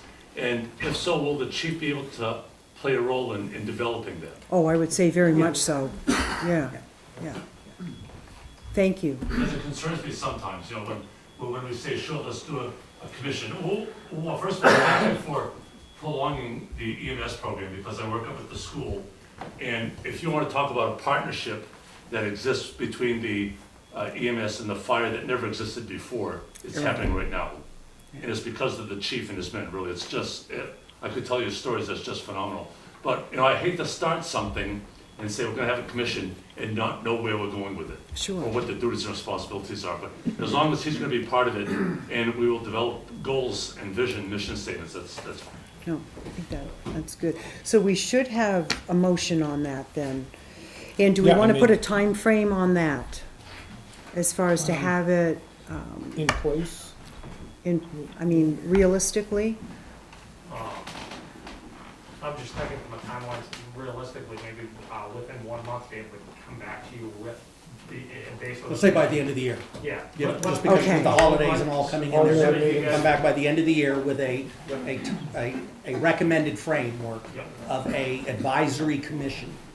Or committee, or Committee. what the Yeah, other word? I use the word, I know you Yeah. want to be careful in the sense Yeah. that you want outside input, but you also want to make sure that they're advising you. Correct. And that they don't become their own body Right. making decisions. Right. That way you guys Yeah. can kind of choose what you want or give us the feedback of what needs to change. Okay, all right. Can you make All that right, motion, Mark? Yeah, I did, yeah. He did, but we didn't put it time, so by the end of the year. By the end of the year, Okay. sorry, yeah. Do I have a second? Second. Okay, so all in favor say aye? Aye. Aye. Good. Thank you. And thank you, everybody, for your support and comments and questions. All right, so that was easy. Another administrative is the fund balance reserve to lower, no, we made, yeah, right. Administrative, under old business, fund balance reserve to lower town tax rate. And I know I brought this up at the last meeting, and we're currently working with the town's budget committee, and it is one of the questions they've asked of both the town and the school. I think at the last meeting, I was advised that sometimes you have to make that decision this early. So if you want to wait until we get closer to the end of the year to see how 2021 is going to end out, I'm just going to put it on each agenda though, so that we have that opportunity to make that decision, because at some point the budget committee is going to ask us is there going to be a give back. We normally do that towards more the end of the year. Wow. It- Since trouble is, we haven't never really knew where we stood before this, but hopefully we're getting to, and a little bit closer to knowing where we are. So we can table it for an additional meeting, so you don't have to set a dollar amount or a percentage, but I want to keep it on there so we don't lose sight. No, and I think it's always important to put money back into, to reduce To the the tax base, taxes. Yeah. Well, can I say something if I may? Over the years, this question has come up periodically. And as we know, the state wants the municipalities to put away 5%. Right. We've never felt we've had to do that much. And so, but right now we're at about, 2.32%. 2.32. Yeah. It's one of those debates that has really no correct answer to it. Obviously, the recommendation coming from DRA of 5% is based on the experiences they have with all of the communities in New Hampshire to make sure they have money available in case of an emergency. But I think the history here over the past 20-some years that I've been, well, not close to it, but at least being aware of it, is that we do pretty well at half of what the state's asking for. I would want to keep that close to where we have it right now. Okay, so yeah, in numbers wise, if we did do the DRA recommended amount, it would be 1,130,728, and that is just 5%. Right. And we're at 525, I believe, 525,000. Correct. I think that's a compromising safe number, although you can make an argument for cutting that in half. But I've been comfortable with that. Did you want to say any more on that, Roger? Are you all set? I'm good on that, yeah. So you'll bring it up next? Yeah, next you month, want to right? officially Just table it? continuance, yeah. I think we Continue? should. Yeah, I mean, go ahead. normally we do decide a little bit later, towards the end of the year, but I don't want to wait to the 11th hour either. Yeah. Just go ahead and then motion to table, and we'll put it on. So the make a next motion agenda. to table that until next meeting. Do I have a second? Second. Second, so all in favor say aye. Aye. Aye. Good, thank you. So then you've got under new business, we've got the financials, go over the September financial report. Yeah, and just a couple of quick verbal updates for you. In your packet is the 2021 budget year-to-date report as of September 30th, 2020.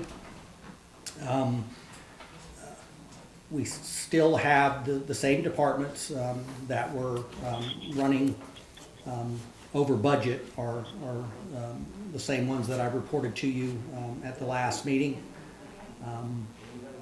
The town clerk's position, the increase there is postage and publications were higher than budgeted. So again, when you do a new budget, we look at those costs and try to account for them.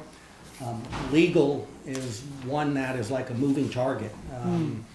And I'll give you an example. I'm on a Zoom call today with the folks involving 25 Amanuensis. I mean, and you know, there's 3 attorneys on that Zoom call, and so it seems the attorneys are the only ones who make money out of the litigation. So unfortunately, that's a number. It is what it is, and I am proposing to raise that in the new budget, but it's still kind of a little bit of a swag or a guess job.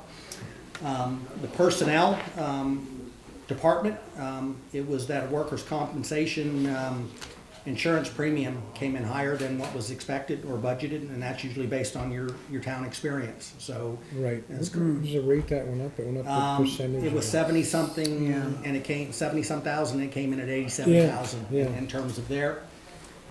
Fire department we've already talked about tonight, involving the positions and welfare. We've all had a good discussion about that, in particular to the COVID impact.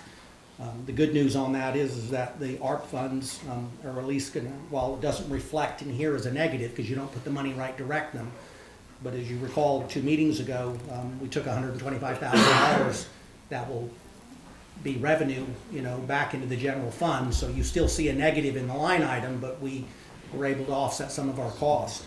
The good news is when you take the total general fund budget of the town, which is where the taxes go, we're at 29.2% for the year, which means that we are 9.20 under budget as of the end of September. And, you know, there's still some expenses and things that will happen between now and December. But unlike the federal government, departments aren't given a green light to go and spend every dime just because it was budgeted. I mean, I stress with them, if you haven't bought it by now, and if it wasn't a contract item or whatever, then maybe Perfect. it can be rolled over. So overall, while we point out individual departments, and we definitely have to keep an eye on them and the line items in there, but when you're 9.2% under in September, I think we're trending in the right direction. That's great, and thank you for your Yes. hard work on that Thank too, you. Jim. Well, I'm Jim, very I fortunate. have a couple questions, Yes, ma'am. if I may. Just staying with this last one of the underspending that we are experiencing year to date. Under debt service, principal of long-term bonds, we're substantially underspending in that category, and that will end up the year at 100%, right? Yes, yeah. Or at 0. Right? Yeah, there's some areas that that, long-term bond line is clearly one of the major contributions to our underspending. And, yeah, there are certain bills that we get that are based on timeline, and some of those Right. do come in towards the end. But I still believe, based on the collectiveness of the departments minus the 5 that we've looked at, that we have a good chance of coming in at or under budget for 2021. Okay. I had one other question that goes back to the legal line, and it may just be the way things are identified. If you go to page 3 of the report, under real property appraisals, the number 2 item is legal-assessing. And then if you go down to legal, which is the next section down there, it's called legal expenses. And your explanation, going back to the first page, the cover page, is this line item reflects not just legal bills, but costs of experts and tax assessment services to defend current litigation. Now, going back up to property appraisals and assessing, there's a legal-assessing line, and I was just wondering, it doesn't look when I read your writing that fits down below under legal. But we have 2 legals, one under property assessing and one under legal expenses, and I guess maybe you can just explain the differences there to me if you could. Oh, okay. Actually, the legal assessing, I'll have to ask the tax collector, and because I don't want to shoot from the hip and give you an answer tonight in terms of their. But the majority, and I see the legal bills that come in, and they're not, I mean, they're everything from tax abatements in multiple cases that have even been filed as we're speaking now. There are additional bills that come in from KRT and Sanssouci, and while they don't fall under legal, there's not a line item for me to put them to. So what I meant by other items go to that legal, it's some of those charges for what is considered to be expert witness or their time in preparing for those cases right now is being billed under legal. It's very possible, Board of Selectmen, that some of those bills should have been coded towards the 7,500. So yes, I'm not going to say to you that on a couple of the legal things, when I sit down with Lori and we do reconciliation at the end of the year, there might be the ability to have put some of those there. But even if I took the couple of legal line items that you have added and even added them into the one line item, we're still running at a higher trend than what we've budgeted for. And maybe as I get familiar with your budget and we develop this, one, we can do a better job in determining legal, and maybe even a better job at some point of separating legal, meaning town issues in reference to litigation, ordinances, and issues like that versus real estate issues. And right now, they're kind of all getting blended into the same line item. Okay, thank you very much. Okay, sir. Thank you, Milt. Anything else on this, Jim, as far as the report? No? Not on that. All right, I so- just had just a couple of verbal quick updates for you under town manager. Oh, I'm sorry. The 2020 audit too, you had shared that it'll be ready early to mid-December, Yes. and we will present it in January. Yes. Okay, Yes. with a presentation. Yes. Okay, good. Just like, Good. From the auditors. From the auditors Yes. right here in this Yeah. room, just like we Okay. did the last time. And the Good. anticipation is that that would be presented to us at the January 2022 meeting. Okay. They were already in, things have been turned over, and so we're expediting. I mean, I will warn you ahead, meaning warn not as a scary thing, but that some of the same comments Sure. that were From in the floor. 19 and 18 will be there. We The ex- good news we is expect we've also, you've heard them and I've heard them and Lori's heard them, so at least we've got expect them it. addressed now, Yeah. okay, in the sense of what will happen Yeah. going forward. Yeah. And then we've also got to decide, do we want to meet November 8th and the 22nd, or do we want to meet just November 8th? And I know Milt had said November 22nd, we should leave open. You're going to be gone, but if we leave that open as a potential meeting versus saying no. So in November, we'll have November 8th and November 22nd. Whereas we may not have to meet the 22nd. We'll do Are everything you we okay can with to that? get- yeah. All right. Yeah. And then December 13th And is if the, need be, I mean, if it's the 22nd and there is an issue, I mean, well, it's nicer to be here in person. We could I mean, try, could- yeah. Yeah, I mean, could do the Zoom or what have Yeah. you, so I don't want that to mean that if there's some issues, especially because I know in budgeting and everything getting into the end of the year, there's a lot of issues you guys have on Right. your plate from now Yeah. until March. so November 8th, and we'll leave the is softly open on November 22nd. Yep. And then December 13th will be our only meeting in December, because the 27th is right in the middle of the holidays and Christmas and stuff. So we don't have to vote on that, do we? No. We just have. No, okay. no, I mean, because in the sense, we know what your consensus is there, is that we'll plan on the two meetings in September with the one on the 22nd, kind of a question mark as a holder, and then we just know for sure, then we've got the original meeting in December, and we won't meet on the 27th. Okay, that sounds And good. you all know that anything ever comes up, you always have the right to call an emergency meeting if there was something that had to be addressed and couldn't wait in between that gap. Okay, so a Christmas party doesn't constitute that. So the next, Emergency. yeah. Next order of business are the Cottage Street Railroad signs. Before I get to that, if I Okay. could, just under the update, just two other issues, is that the lease on the building. Walter Mitchell Group has finalized legal review, nothing to do with policy or anything in that. I saw the email today was sent back to the bank's attorney, so there was just two questions they had involving two of the clauses in the lease. And then Primex also weighed in because there was a clause in there involving liability and what was covered or not covered. So hopefully at the next meeting, I'll be able to bring you back completed lease, but it's back in the bank's hands Okay. right now. Good. But haven't changed terms or anything, just based on letting them look at it as a legalese issue, not a policy issue. Okay, good, thank you for that We'll get that update. back to you. And then the last Listen. thing is I handed out to you, Chairman, and to Roger, and Milt picked up the office, was the initial draft list of warrant articles.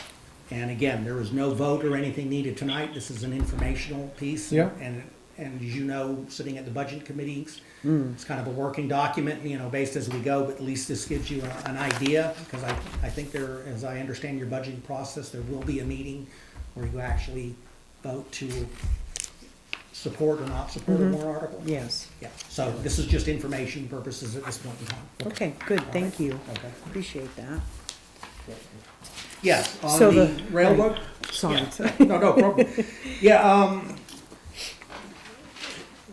actually, Senator Hennessy had left. I'd gotten an email from Senator Hennessy on this issue, and I'm gonna guess that had been contacted and communicated by maybe some town folks involving the traffic signal and the cross traffic control devices that are on Cottage Street, right there by the Little Grill.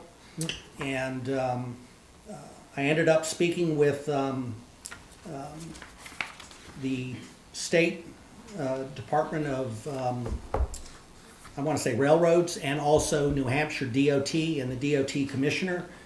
And their recommendation is that they are going to take down everything. So what you see up there, somebody's put some pictures in Yeah, Photoshop, but yeah. that's not their intent. Their intent is to Eliminate remove it. all of that, but to leave the bases where the current poles are bolted in. And then the town, if you desire, then we'd send a letter to them asking for that to be turned over to us. And then there's an opportunity to work with citizens groups and businesses and whatever of what kind of signage could So potentially go in that sign. when you say the base, that doesn't include the galvanized tower, pole at all? no. Just strictly the base, so we'd have to get our own galvanized pole and then decide what we, Yeah. okay. Yeah. All And right. that is per DOT, meaning, when I first saw this, I thought it would just like, they would leave everything as is, and you could put signage up. And in the Zoom call I was in with the DOT commissioner and also two support members, and apparently they'd come up and taken a look at it. And based on the hardware and what's there, they don't believe it would be aesthetic. and would be advantageous, you know, to the town in left as it is now. So, I mean, their recommendation is to take it down to the base, but there's, where the base is it's built into where additional new poles or whatever could go in, and then it's a state highway, so we could propose to them at some point what you want to see, whether it's directional, whether it's seasonal, welcoming. There's an opportunity then to have that taken a look at. So they're leaving the little foundations Yeah, in. the foundations, that's it, correct. I like the concept of it too, because I know Apthorpe has for years kind of hoping that we could direct some. Rodney? Why can't we keep the take over ownership of the overhead structure? I mean, are they willing to do that? It's just as good as the day it's put up there. It's all aluminum. Yeah, I'm only going on what. But their recommendation, does that mean they won't allow us to take it over, is what I'm asking. Well, doesn't mean I can't go back and ask. Right. This was the first time we got a chance to get it before the board, and not being familiar and working with them, I mean, when I saw the pictures, I thought what was assumed, that everything would be left, and then the town could take it from there. But after the Zoom call with the DOT commissioner and staff, their recommendation was that what we're offering you is the base, and then the opportunity to put up future signage. If the Board of Selectmen wants me to go back and say they're interested in taking that over, and even the long-term future maintenance, and they're okay with that hardware that's there, then the DOT could give us an answer of yes or no. It may be a liability issue, but who knows at this point. We walked the track with Senator Hennessy, and at first they said they wanted to just have the overhead removed and leave the pole for us, is what the original, because there's power there and everything. Yeah. That was the original intent, but we Well, just didn't want them to take them down, and they took it out of the scope of the work last year. Yeah, they were supposed to hammer take down them for out the already track. to stop that.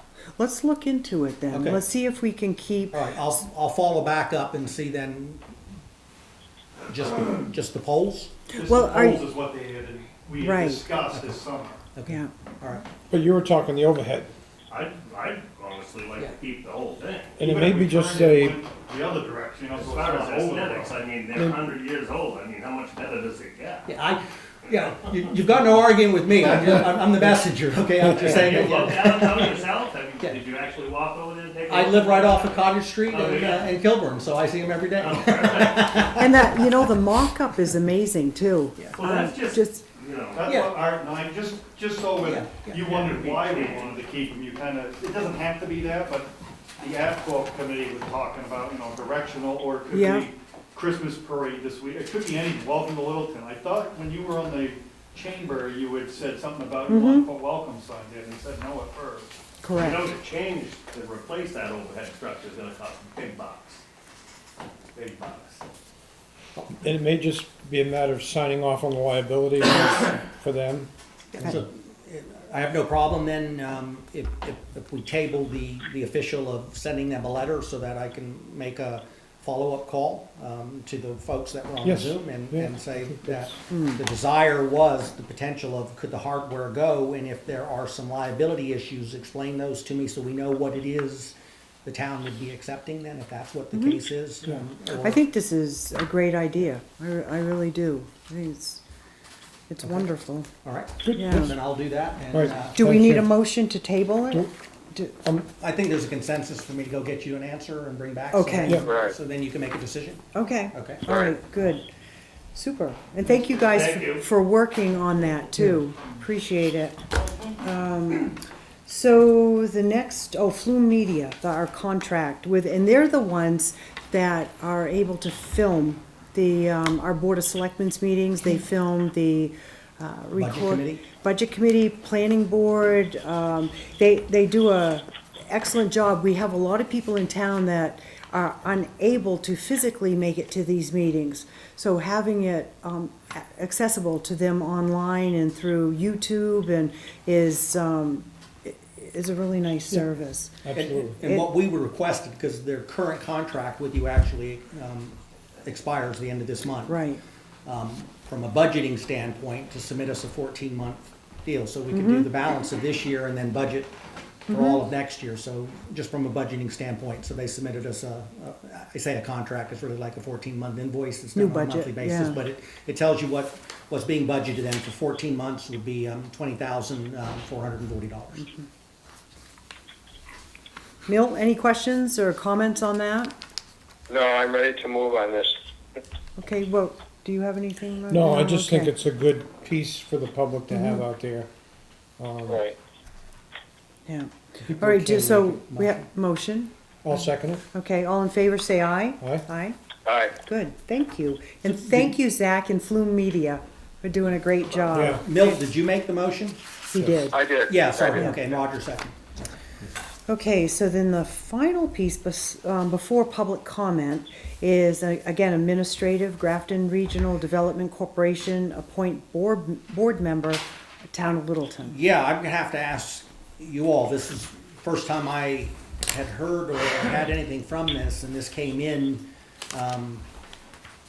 via a letter and an email to me dated October 8th, so I don't know if in the past you all appointed somebody, or if there was a citizen that sits on this board that represents Littleton. I just didn't want to automatically put my name on something without making sure that you all were. I think you should, Okay. as town manager.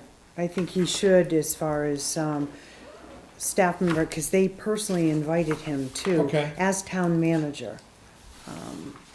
And I have no problem, but I just wanted to make sure Yeah. with you all that somebody didn't come back and say, wait a minute, we always appointed, Right. a business owner or something like that, so. And then as you go to those meetings, you report back to us, yeah. Okay. So, Milt, anything on that for? No, I think that's a good idea. Given that, we're coming to the end of this term in March, if it wasn't going to be Jim going to represent the town, I would recommend waiting until the next election is over, because we're running out of time here in terms of appointing somebody. All right, so is that a motion? No, it's just a recommendation. Okay. All right, so I don't get out of it, Milt? No, you don't get out of it. Okay. So I would, town representative, You need a motion on that. I would say so, yeah. Oh, you mean for putting Jim on? Correct. Oh, okay, that would be fine. Okay, so you're making the motion? Roger, did you start Yep, to make yes, one? okay. I'll make the Or motion. You want? Would you like to second it? I'll second it. Okay, thank you. I wasn't So- sure if there's a lag in the phone. Yeah, I know. All in favor, say aye. Aye. Aye. Good. I'm not sure I'll say thank you, but Got it. It's Another actually, meeting. you will come back with a lot of The good only night I get up on information. Sunday, and I'm not giving that up. No. So the final part of tonight's meeting is the public comment section. I just have Heidi? Heidi Harlow. This is about, I don't know, I guess the Norton Pike was renamed this evening. So I don't know the correct name to use, but I'm gonna say Norton Pike right now. So I have spoken to the new Park and Rec director. And right now, the girls varsity team, soccer team, has been utilizing that field for years. And now we rent it out to a men's league, football league, on Sundays and sometimes during the week for practices. And the field is taking a hit from the football, and we're getting ready for playoffs. And I think for the future, growing with football or whatever the town's trying to do is great. But there's other fields in the town that should be utilized for that, maybe like Brickyard or something. Because the girls have stayed off that field for a week because of the rain. And football went there yesterday, and we have playoffs on Wednesday. So I'm asking the town if I was allowed to get for next year, so that this doesn't happen for the soccer season and for the youth soccer, enough sponsors, business sponsors, to sponsor the field for a period of time for the town, and have the men's league go somewhere else, another field. It's just something that we need to look at for the future, because that has always been the girls' soccer field. and it is getting destroyed. I was told it was from the girls playing, practicing 6 days a week, but they're 100 pounds. These, you know, I mean, the men practiced yesterday, I think from 9 to 3. So, and there's a conflict this Sunday because we hopefully have playoffs there Sunday, and they have a Super Bowl at 11:30, and we have playoffs at 2.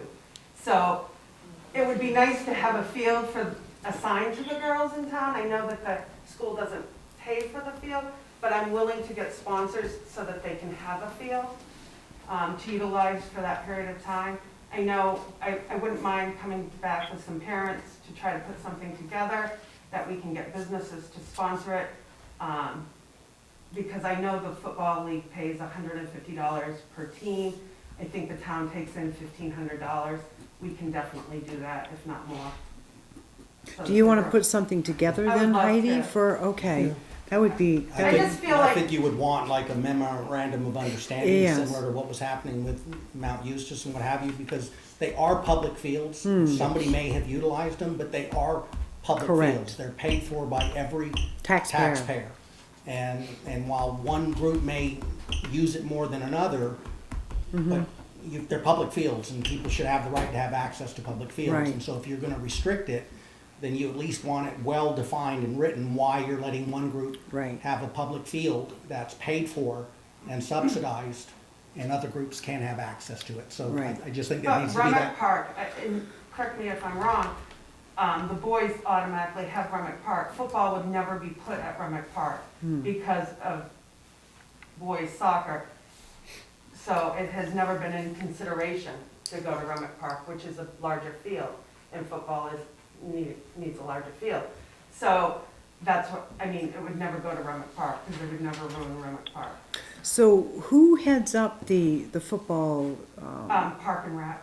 It is Park and Rec, Park and okay, Rec, yes. all right. I think this would be better for a later discussion when Caitlin and the Parks Right, Commission has an right. opportunity to be in, because we're Yeah. hearing one very specific side. Yeah, and which is fine, I mean, she can bring it forward, and I think. I'm just a parent, and I'm concerned because there's times that we have to wait for the field, or we have to get off, the girls have to get off the field at 9 a.m.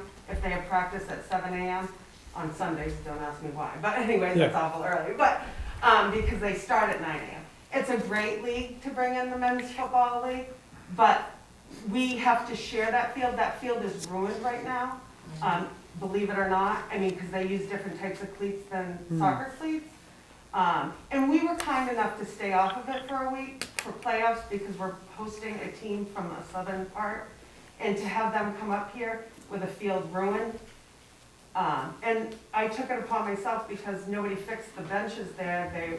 They had boards missing, nails out. And I had some of somebody it's come in- wadded out. Yeah, Yeah. and come in and fix them for playoffs because it's a hazard. So those things, I mean, we as parents would maintain, you know, wouldn't mind getting sponsors so that the girls have a home field. Just like the boys do at Rummock Park. Why don't we, It's only fair. why don't we, Heidi, in all fairness, with Caitlin present, we'll Right. put it on as an agenda item, Sure. and then come in with a proposal, then that way we'll be able to have a discussion, Sure. Because with. both seasons are coming to an end, so we've got Right. an opportunity before the But we spring. do have a problem here still. Well, but we're not gonna stop football from playing now. But we have a conflict Sunday. I can't help that. So we have like Flume probably or NSN coming. We have a playoff game at 2 o'clock on Sunday. They have the field at 11:30 Sunday. They are there for at least 6 hours football. What do we do with the bus coming up from wherever it's coming from? Caitlin's not here, and I would have to ask Caitlin Okay. what is that issue. Yeah. But I know what you're saying, but it's almost like you want to take a public field and turn it into a private field. Well, you do that with Rummock Park. Rummock Park's open to For the soccer, boys, and field hockey. Let's, we'll But just. I'm just saying, yeah. Sunday, I mean, you're hosting a team from down south, hopefully. So if you too, this is obviously part of the school issue, Right. so maybe get in contact, who would you contact at the school for this? The athletic director. Right. Okay, all right, so have you brought that concern? Yeah, everybody knows about it, Caitlin knows about, Okay. Caitlin knows about it and everything. I'm not trying to not bring football here or saying that's our only field. All right, But like Apthorpe, they go over there too at night and there's 3, 4 youth soccer playing games, and they come there to practice, and there's games going on. So there's no coordination on who gets the field when. Scheduling. Right, Yeah. okay. And their cleats are so different than soccer cleats. And if we could just figure something out for the future. Sure, no, and I think that's good. Courtney? So, for bringing this up at a later time, is the school's athletics director also going to be invited? Because it sounds like this is like facilities use issue. And I could be wrong because I'm not on the inside. I'm not saying anymore. it's the school, I'm not saying the I'm school. just asking a question, can I speak? Oh, sure. Thank you. So, is Remick Park being used by the boys on Sunday for playoffs? Because typically they're on. I'm not separate even days. saying that, I'm just saying in the future for practices and games and everything like that for the girls, if we can have a home field for our team, that's all, because the boys have a home field, which is Remick Park. Well, let's, you bring up a good point, so that's something that we should. And I know they're town fields, they're not the school field, but they do have a field, the boys. So the girls should have a field. I mean, but other sports teams use those fields. It's not Field hockey designated. uses that one, correct, Yeah, Remick it's Park. not designated, they're not assigned the field. All right, so what we'll do, I mean, this is all good discussion. Let's get the players, pun intended, together to decide on this. I'm not okay. looking to, I'm just looking for an answer for the future. Okay, yeah, no, I'm that's, not trying to make you upset about it, I'm just trying to find an answer for the future. no, that's good, that is good, and we've made a note of this, and we'll definitely put it on the thing. I know they're so- town fields, everybody can use them. Well, thank you, Heidi. Can I just ask, those fields, that field she's talking about, the boys have used in the past, and it gets destroyed easily. It's not, it doesn't take much to destroy it, and to play a playoff game on a field that's destroyed is not easy. Right. So, No, I feel for you. no, that's good, thank you. Rudy? Yeah, do you guys still gonna talk about reconsidering involve the taxpayer, all these entities that, the budget is overflowing. It's like, the fire, the DOT, police, and so on. Do you guys really reconsider it to put the taxpayer, at least, I don't say a commission, it's just 3, 4 guys that they can interfere if, about the budget of these 3 or 4 entities. Instead, wait for the deliberate session, which you know better than I do. Deliberate session is sometimes, they get really overboard, okay? But Yes. if you can reconsider that, you're gonna involve, before the deliberate session, the citizen, the taxpayer of Littleton, to be involved on all this budgeting. So Do you reconsider or what? every week, Rudy, we have budget committee hearings, and every citizen is welcome to attend those budget hearings.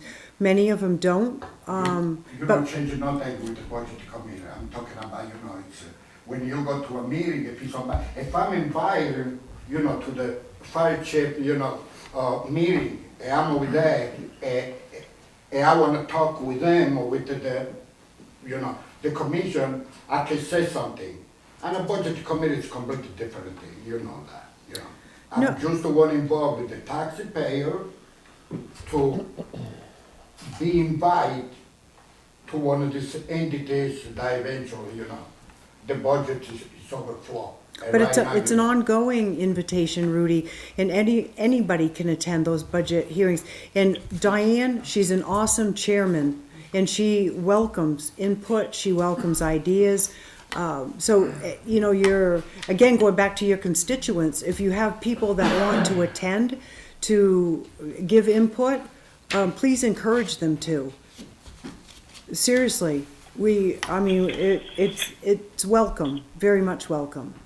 Do you mean, if I call the fire station, they ask me when it's next meeting, and I go over there, to attend the meeting without to disrupt anything, be very polite and stuff like that, or do I invite them, do I kick it in, or it's, you know, actually, I'm the 91A, I should get in, you know, very easily, but Well, every department, Rudy, is invited to present before the budget committee on wants, needs, wishes, and I believe the police department was this past Thursday, and so they're able to present, and as a citizen, taxpayer, you have the right to sit in, ask questions, make suggestions, and give your input. I'm not sure when the fire department, when your presentation is. November 4th, I believe. So November 4th, they'll be presenting in front of the budget committee.